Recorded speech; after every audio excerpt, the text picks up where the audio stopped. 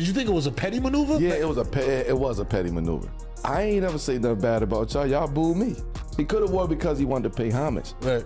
But what I believe is that they gave him 15 to try to erase what you did, or what I your did. accomplishments over there. All right, welcome back to another After Dark, everyone. Hope you all are having a good night so far, and hope you had a good day. I had this video pop up from a newer, smaller YouTube channel called the NBA Nerd. Currently at 5.68 thousand, so 5,000 subscribers. And I watched the first like 30 seconds of this video, and I was like, you know what? This is worth a react. So this one is titled "How These NBA Superstars Failed to Win a Championship." I want everybody to do me a favor here. The link is going to be down below in the description to the original video. So I'll make my own decision, and you guys can make your own decision while you're watching this. If you enjoy the content, go over and give a subscribe and a like. I'm sure it'll go a long way for this young channel here. But I'll be doing the same thing. I don't subscribe to channels too lightly, so we'll figure it out by the end. But anyways, link is going to be down below. So if you want to check it out, there it is. Everybody else, please leave a like to my video here. It helps out a ton, and more eyes, the better when it comes to this, and more traffic will bring back over to what's the channel called? The NBA Nerd. So yeah, this is how these NBA superstars failed to win a championship, and there's a ton of them. So I'm actually very interested in this video because there are so many great players: Kevin Johnson, Charles Barkley, Steve Nash, Patrick Ewing. Off the top of my head, there's so many great players that never won a ring. Bernard King, Sean Kemp. I can go on for hours, but let's check this out and see what he comes up with. And without further ado, let's do it. Winning an NBA championship is one of the greatest feats a player can achieve, and many did it in ways that will forever be impactful for their careers, especially for those who were once some of the best in the world, but they steadily declined later on in their careers, but were able to find success as key players on title teams, and it helped their legacies in the long run. But as much as we have seen all-time greats be winners, there have been plenty of players who have never won a title, and to some, the circumstances were completely out of their control. But for others, there have been factors that have played into why they were ringless in the first place. And these specific people have their own stories and reasons as to why their careers never reached to the heights that they were expected to, and why they failed. All right, let's do it. I hope you focus on the older ones, the retired ones, basically. Not the older ones, but just retired players, because current players, we have no idea. Did that change any way you thought about anything, about yourself, about your teammates, about the game? That was the time when I knew it was time for me to retire. Maybe for the first time, basketball wasn't enjoyable for me, and the maturity level wasn't the same. Inferiority. Reggie Miller is a guy who was one of the best players in his era, and he was a sharpshooter that was the franchise player for the Indiana Pacers. Like many players before and after Reggie, he was someone that no matter how many times he tried to compete with the best, he always had the inferior team. He was good enough to make the playoffs consistently, and the closest he ever got to making it to the finals during the 90s was in 1998, where he was in the Eastern Conference Finals against the Chicago Bulls. Yeah, he brought MJ to Game 7, too. Reggie Miller's no joke. He's one of my favorite basketball players of all time. Ring or no ring. The Pacers were one of the most challenging teams for the then defending champs, and to this day, besides the Detroit Pistons, was MJ's toughest challenge. If I had to pick a team that gave us the toughest time in the East, Indiana was probably the toughest outside of Detroit. They were tough. Every time I go in that game and come out, I got a new scratch. It became personal with me.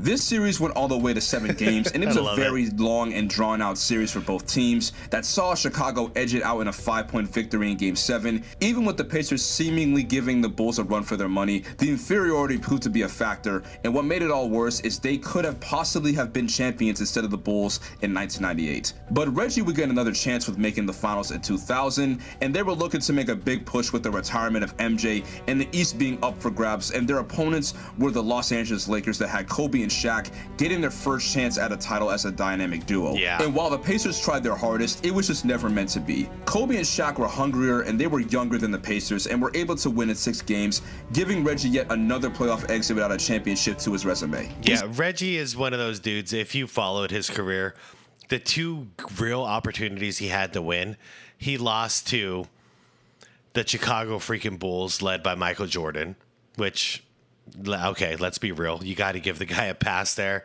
And then one of the greatest teams assembled of all time in the Shaq and Kobe led with Phil Jackson running the helm Lakers. Yeah, they were good, but they weren't good enough to beat that team. Like, it's just not going to happen. And I don't discredit Reggie whatsoever for that. This team would continue to be the little fish in a big ocean of superior Eastern Conference teams, but during the 2004 season, the Pacers were developing some talent with the highlights of Meta World Peace and Jermaine O'Neal. Reggie was now older and was being the mentor of the team, and they were the best team in the NBA record-wise. They would be knocked out in the second round to the Detroit Pistons, who would then win against the Lakers in the 2004 finals, but there was optimism for this team in the upcoming season. They would acquire Steven Jackson that would make this roster even better, and at last, Reggie finally, for the first time in his career, had the superior team. During that season, the Pacers were looked at as the best team in the NBA, and they were finally no longer the little guys, and there was hope and confidence that they were going to win in 2005. This is when the Malice in the Palace happened, if I'm not mistaken. But then it all went down in one tragic night. Yep. Yep. This is one way to end the season, or destroy a season. What a situation this was. I think they're going to call this game off, and that should be the outcome is definitely decided. Just firing bottles from the stands. Wow. What a situation. What a situation. But the real tragedy here is that ruined Reggie Miller's last chance to win a championship, damn it. The single worst game in NBA history, and the butterfly effect that it had for the rest of the league was apparent for many years after. But for the Pacers and Reggie specifically, Ron Artest would be suspended indefinitely for the rest of the season. Jermaine O'Neal and Steven Jackson would be suspended for a good amount of time as well. This single-handedly ruined the momentum, and it was the last time Reggie would play in the NBA, as he would retire after the 2005 season. And it was a very emotional send-off in the second round of the playoffs. He would have call me crazy or call me an old head or whatever you want, but if I was laying down on the scores table trying to calm myself down like Ron Artest was doing, he was doing the right thing, trying to relax, not fight, and then some freaking joker in the crowd threw a full beer onto my face while my eyes were closed, I'm probably knocking that fool out too. So I never blamed Ron Artest for what happened. It's just really a really unfortunate set of events. But come on, you're already heated up and you're just barely keeping yourself at bay, calm, and then some dude does that to you. Man, you're going off. If your heart is still like pumping and you're alive, yeah, someone's getting hit in that situation.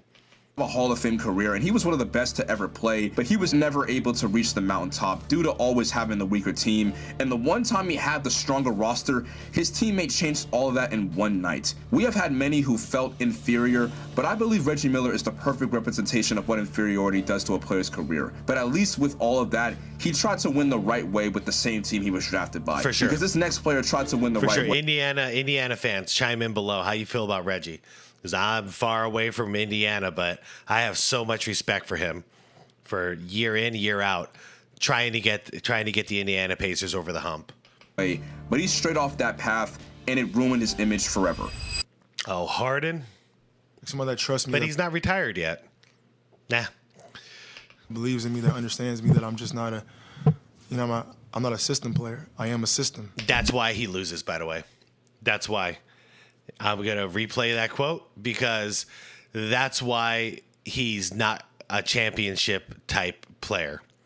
Because you say something like this, it was all the evidence that I needed to support my arguments I've had against James Harden for years now. He's not about the team. He's not about winning. He's about himself. So he comes into an established T. Lue coached Clippers team. They already had a good team without him. And then he comes in, and the very first thing he says is, I'm not a system player. I am the system. In other words, I'm going to come in there, and they're going to be running my system. You know how we talk about like the LeBron James system? He thinks he's the same. That understands me that I'm just not I'm not a system player. I am a system. And that is why you fell.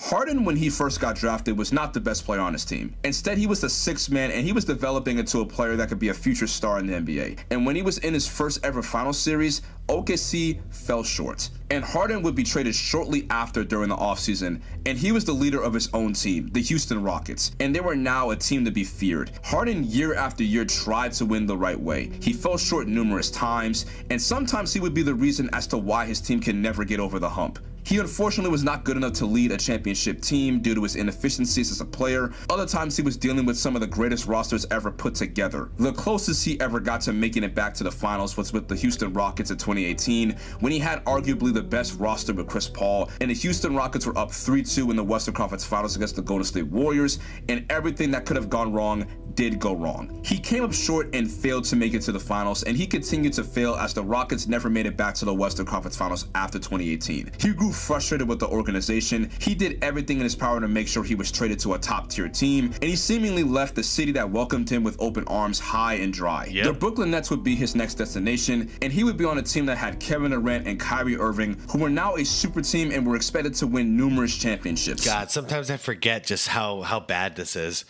I forgot about the Brooklyn thing all of a sudden, just for a lapse there. Had problems in OKC, had problems in Houston, had problems in Brooklyn, had problems in Philly, and came in starting problems in LA. Who's the problem? Who do you think the problem is? But the basketball gods would intervene and ruin Harden's chances at winning with the Brooklyn Nets. It was safe to say that James Harden was not going to win a championship that easily, and he would yet be frustrated with yet another team and asked to get traded, where he would be sent to the Philadelphia 76ers. This would be his second try at trying to become a champion. James Harden, specifically at this point in his career, though, was no longer a superstar caliber guard in the NBA, but he was still good enough to be a second option. And in the playoffs, the Sixers would try to make it to the finals, but it all went downhill. Especially for Harden, who underperformed in back-to-back years. He would show some signs that he was possibly going to get over the hump for the first time in his career in the playoffs, but he just could not hold up his end of the bargain. No, he does that in the playoffs too.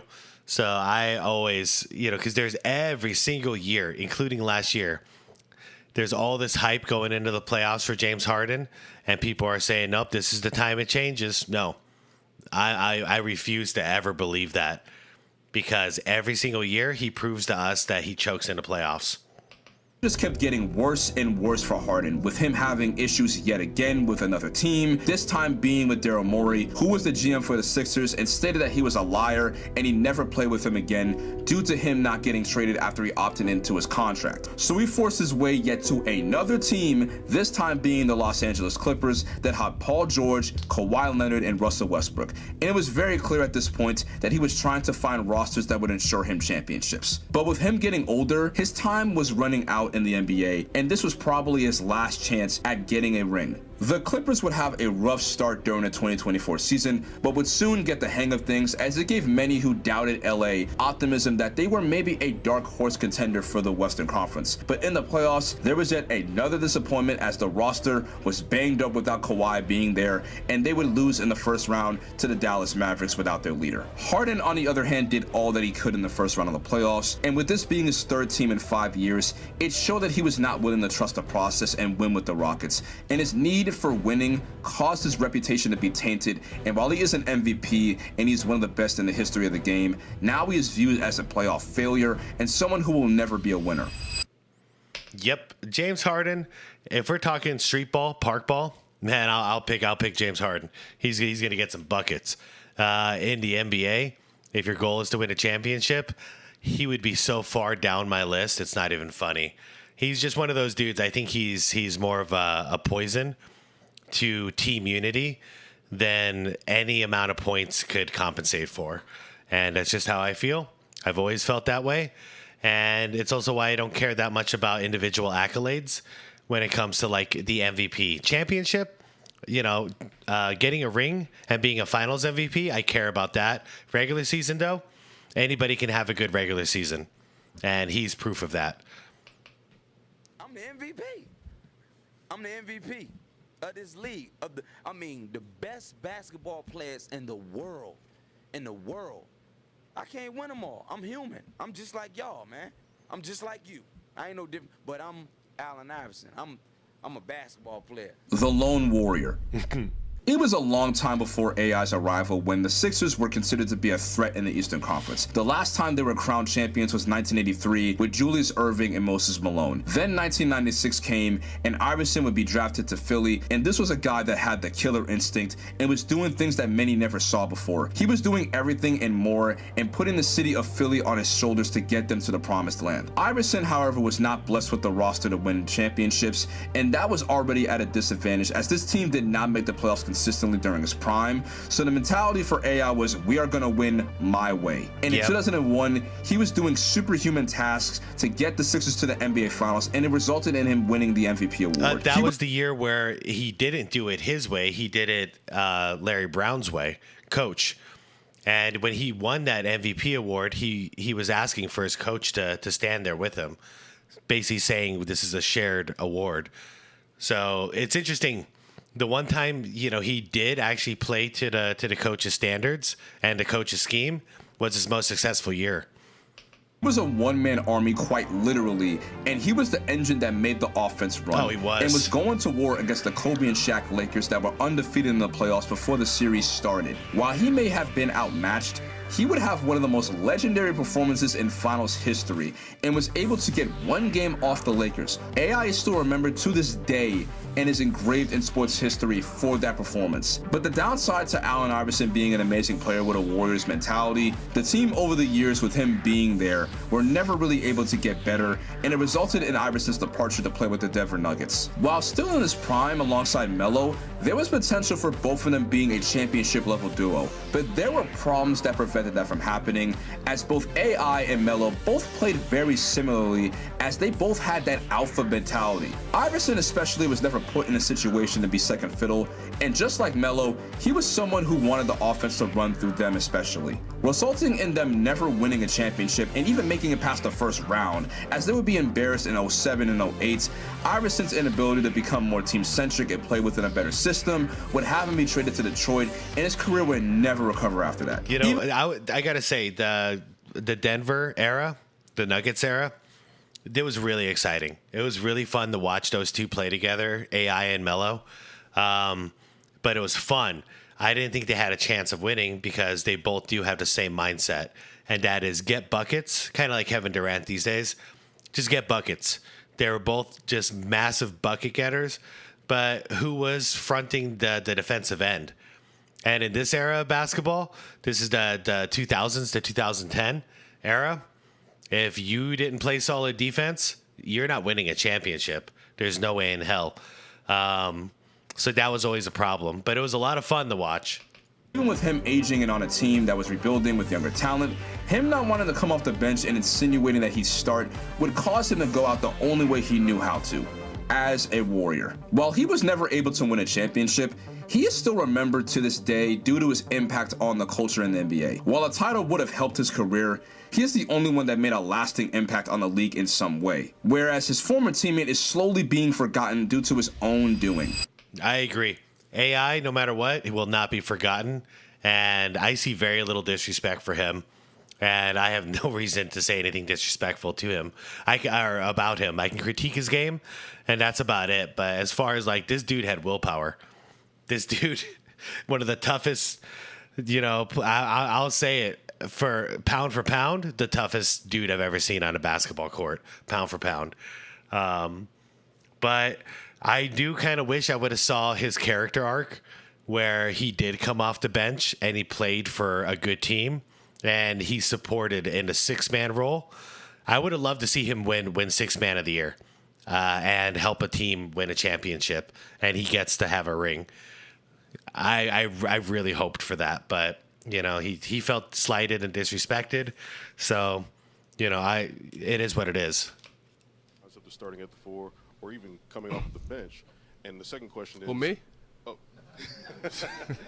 I mean, I don't know where that started, where that came from.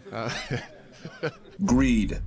Melo has slowly become the black sheep of the 2003 draft class, which has become a very notorious group of players that had LeBron James, Dwayne Wade, and Chris Bosh. Yeah. When he was drafted to Denver, he immediately took them to the playoffs, and it was like that for many years. But the issue was he was consistently a first-round exit every single year he was in the playoffs with Denver, except for 2009, where we'd see Melo lead a team to the Western Conference Finals, where he unfortunately had to deal with this. Yeah. Ryan forces up the shot, puts it in. And if you're not going to play defense and you're the leader of the team, it's a big problem. Go back to the James Harden thing. Same idea. Bryant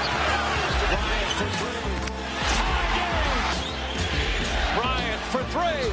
Puts it in. Kobe Bryant from downtown. Melo would grow tired with the organization, and he would unceremoniously leave Denver to go to a bigger market team in New York, which would fracture his relationship with the Nuggets forever. Contrary to what everybody believed, I didn't want to leave Denver, but it's like they put my back against the wall. And the lockout was coming, so I'm like, I'm not about to rebuild.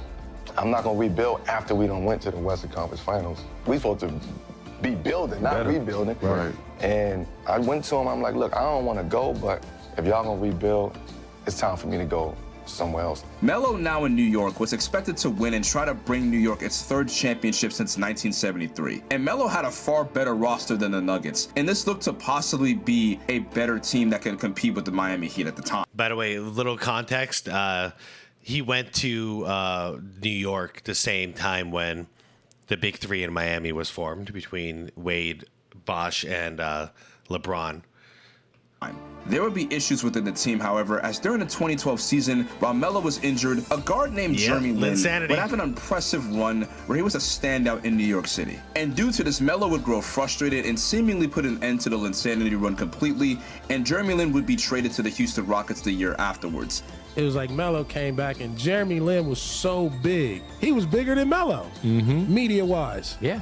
And so it did create a little, like, this is not real. Like, we can't live in this. Is this sustainable or That's not? Baron Davis right there. And yeah, I think it was, man, it's a crazy statement. And I'll take a lot of backlash for it.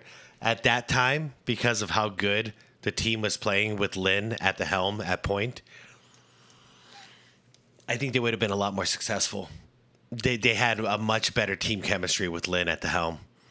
And then, you know, Carmelo came back from injury, and all that chemistry that was built it was like a balloon just deflating right in front of you.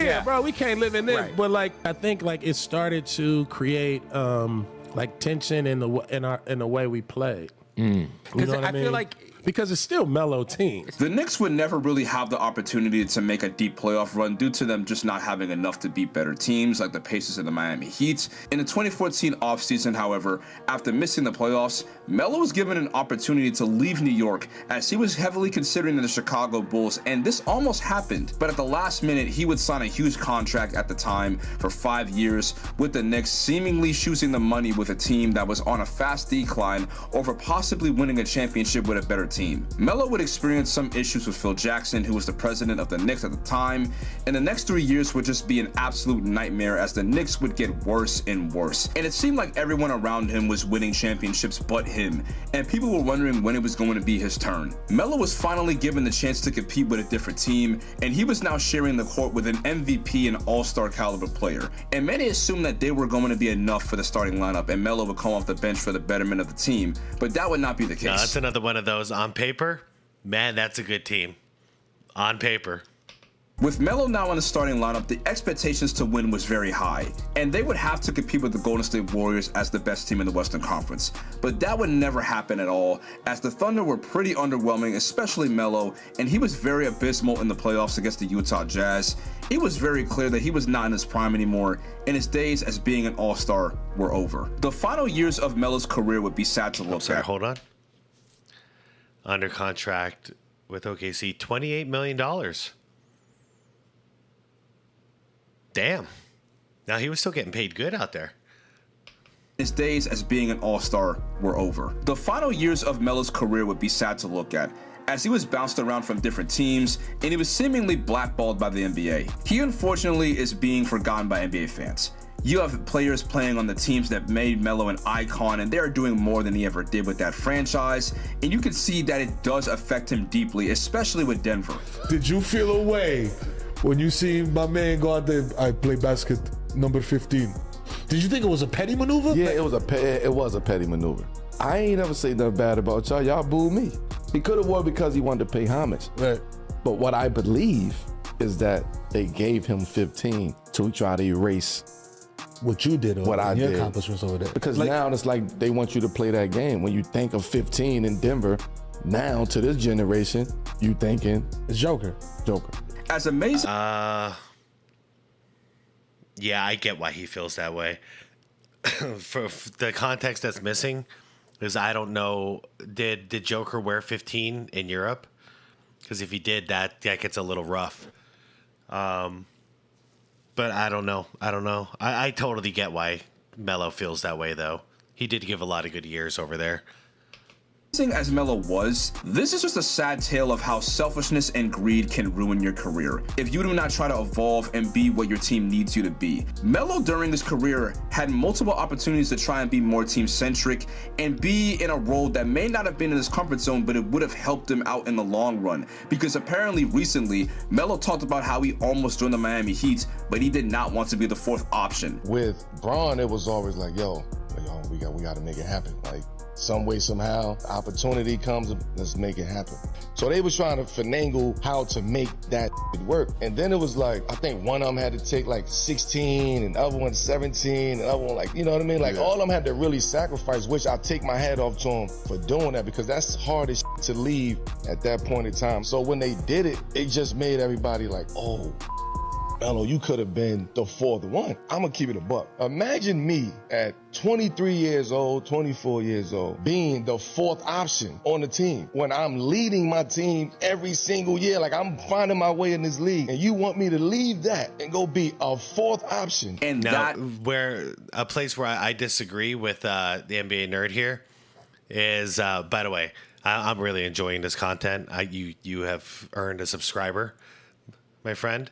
But where I disagree with you on this one is at 23 years old, I think he had the right mindset. He didn't want to go ring chasing when his prime, he hasn't even entered his prime yet. So why go uproot, go ring chasing with the Miami Heat and be a fourth option? No, he's still trying to prove that he can build around himself as the core unit and go out and win championships. I completely respect that from Carmelo Anthony. Where it gets dicey is when he was in his 30s and no longer in his prime. And you showed the clip where he's laughing about the idea of coming off the bench. Like that, to me, that's a problem at that point, and that's way too selfish because he's joining that team for a reason. He wants to win a ring. And at that stage, you should do whatever it takes, whatever role the team needs you to play in order to win that ring. But yeah, when he was like 23, 24 years old, I actually respect that mindset. You know, it's the same mindset that made Michael Jordan not leave the Bulls during that time when they were struggling. You know, give it time, build, develop your game, and, you know, trust your organization to put the right pieces in place for you to be successful.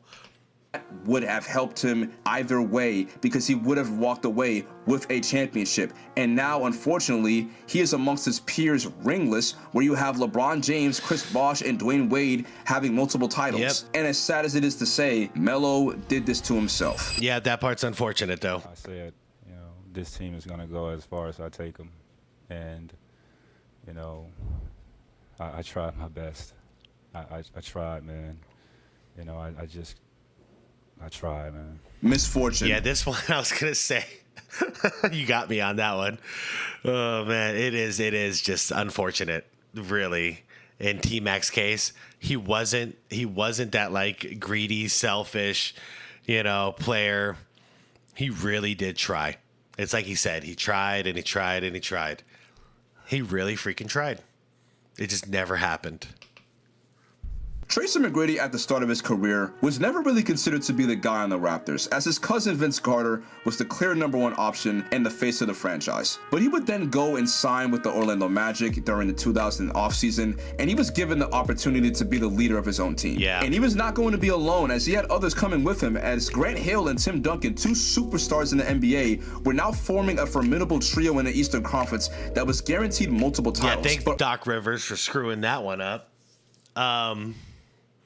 Yeah, and T-Mac has come out and said it now. I saw it in a podcast between him and Vince Carter, and he apologized to Vince. He was like, man, I should have stayed. I should have stayed with you. We could have built something. But to be fair, man, he was a kid. He was what, like 18, 19, 20, like 20 or 21 years old. He was still so young. Only one would eventually end up signing with the Magic, as Tim Duncan would proceed to sign back with the Spurs during that offseason, as one conversation completely changed the trajectory of the Magic's uprising. Thanks, Doc. And it was all because of this man right here. I want to backtrack a little bit. So you go to Orlando. This is you, T-Mac, and a possibility of getting Tim Duncan at the time. So what happened was Tim and I we had the same agent. So we went down together. And Tim, I think, was more in at the time than I was. But Tim wanted to be in Orlando if he were to leave. And so while we were there, like everything was going well. Like it just felt like, yo, this could happen. And I'm telling you, man, I remember it like it was yesterday. We're at dinner and Tim's girlfriend asked Doc a question. Can wives and girlfriends travel on a team plane? You gotta understand, back then, that didn't happen. Doc said, no, it's a business trip. That doesn't happen. I don't allow that. Now, I didn't know that San Antonio had started doing that. Yes. We got back to the hotel that night, and it was funny because Tamia and I, we're in the hotel, almost like the hotel room was bugged, and she's like, he ain't coming. I said, what do you mean? She's like, when she asked that question, her whole body language changed with that response. This single-handedly ruined Tracy McGrady's opportunity at getting to the finals in his first year with Orlando. And it would only get worse as Grant Hill's career would be ruined due to an injury that sidelined him for the entirety of the 2001 season, and he was never the same after that. Clipped. Ow. What proceeded to happen with his time in Orlando would be nothing but disappointment, as Tracy would be a consistent first-round exit for 3 of the 4 years he was with the team, with the most disappointing one being in 2003, where he would go up 3-1 with the Magic against the Detroit Pistons. But then, remember, this is a team coached by Doc Rivers, that they were never able to even make it past the first round as they blew a 3-1 lead. Also, it's a life lesson to never celebrate until the job is done. Yeah, that's why I liked how Kobe did it. Job not done. What's there to be happy about? Job done. Job not done. His T-Mac was up 3-1. And then he actually said in relief in the press conference, like you see it, he's relieved. It's so good to make it out of the first round. You know, something along those lines. I'm so happy to make it out of the first round finally. What happened? No, the Pistons came back from a 3-1 deficit, knocked him out in the first round. Man, you just don't celebrate. Don't count your chickens until they hatch, everybody. So with all the losing, it was time for T-Mac to leave and try to win out west, where he would pair up with Yao Ming, who was a rising big man in the NBA, and the Rockets were now stacked with a great Kobe and Shaq-esque duo. Yeah, I loved but it was nothing but team. more disappointment for McGrady, as he would carry his first-round struggles to Houston, and they were never able to make it to a second-round series with him in the leadership role. And this would be the slow decline for McGrady, as he would end up having a lot of injuries to his knees that were piling on, and it ended up hindering his athleticism and explosiveness. And the Rockets would eventually trade him, ending his prime, which was a sad sight to see such an amazing player who even rivaled Kobe Bryant during his prime be a shell of his former self and bouncing around from team to team in his early 30s. But in 2013, he was given one more chance that seemed to be the last-ditch attempt at winning a championship. The Spurs would sign McGrady ahead of the 2013 playoffs, and while he wasn't the player he used to be, he still tried to be as much of a mentor he could be for the young guys on the roster. And San Antonio would make it all the way to the NBA Finals, and the Spurs were given the Heat a hard time and managed to make a three-headed monster in South Beach look human. They would go up 3-2 in the series and were in the driver's seat to win the chip, and you can already tell the look on McGrady's face as he was elated that he was finally going to win a championship. Even though the Spurs missed some key free throws, all the Spurs had to do was not let the game be tied, and they were champions. James catches, puts up a three. Won't go. Rebound Bosch. Back out to Allen. His three-pointer. Bang! Tie game with 5 seconds remaining. Green trying to get free. Cross-court pass to Green. Green blocked by Bosch. Game over. There'll be a game 7. Yeah, Chris Bosh, man, the unsung hero of that whole situation right there. It really is. And obviously Ray Allen too, but nobody mentions what Bosh did. Bosh shut that shit down. James pulls up, puts it in, 4-point lead. What a finish. It's back-to-back titles for the Heat. The 2013 NBA championship resides once again in Miami. He was so close. Yeah. He was a free throw and a shot away from getting a ring, and McGrady would proceed to retire in the 2013 offseason, seemingly ending a career in an unfortunate ending. And to make matters, correct me if I'm wrong on this, but if he would have stayed one more year with the Spurs, then he would have won a ring. Because wasn't that 2014 the next season where the Spurs beat the Miami Heat? Is worse. Guess who won the championship the following year? Okay. Off. San Antonio is back on top once again. The Spurs are the 2014 NBA champions. Talk about a bad chain of events. With all that being said, T-Mac is one of those players that had a lot of potential and was destined for great things, but was dealt with an unfortunate hand with injuries and things just never going his way. Winning a championship is not easy. It may seem like an easy thing to get all the players you need on paper, but some are just unable to win a championship when given everything and more. Some are just never meant to win, and they sadly were destined to fail. Some due to their own arrogance, and some just were never given a fair chance. But if there's one thing for sure, there are always going to be players who will never win a championship and fall in each of these categories. The 5 that were dealt this curse were not the first to experience this, and they will unfortunately not be the last to experience this, as many like them will suffer the same fate. NBA Nerd, great video. I'm actually really surprised. You could do a part 2. Good Lord, Mindcrime. You could do a part 2 and a part 3 on this easily as well. I hope to see you do it because there are a ton more players that never won a ring. Like I said, off the top of my head, I can just start listing a few for you. You know, Patrick Ewing, Steve Nash, Charles Barkley, not Gary Payton, Karl Malone, John Stockton. Who else? Man, there's so many. Bernard King, like I said earlier. But yeah, anyways, I mean, that's just off the top of my head. I'm sure you can find a ton of them, at least for another 2 parts, because this was a really cool, informative video. And it's something I like to do on my channel too, is bring light to those players who are now becoming forgotten. And the only reason they're becoming forgotten is because they didn't win an NBA championship. And I'd like to see more appreciation on these players. Grant Hill never won a ring, right? No. So yeah, that's another one. Anyways, everybody, I'm gonna link the original video down below. That here, NBA Nerd earned a subscriber from me. So if you guys enjoyed it as well, shoot over there, pump up his subscriber count, freak him out until he figures out why it happened. But anyways, I appreciate you all. I'll see you guys in the morning for the next one.